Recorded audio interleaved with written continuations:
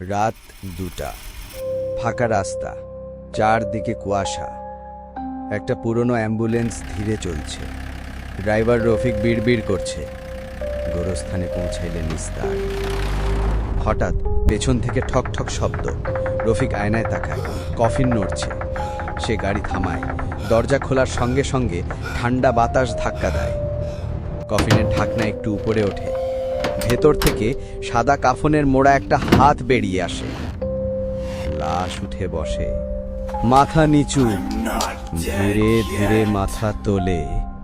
চোখ নেই, ফাঁকা গর্ত, গলায় কাটা দাগ শুকিয়ে আছে। ফিসফিস করে বলে, আমি তো এখনো মরিনি। রফিক আতঙ্কে গাড়ি ছুটিয়ে দেয়, কিন্তু বারবার একই রাস্তা আসে, একই মোড়, একই দোকান। সে চিৎকার করে, এই রাস্তা শেষ হইতেছে না কেন? পেছন থেকে আবার ফিসফিস, তুমি পালাইতে পারবা না। রফিক আয়নায় তাকায়। পেছনের সিটে কয়েকটা লাশ বসে আছে, সবাই কাফনের কাপড়ে, মুখে শুকনো দাগ।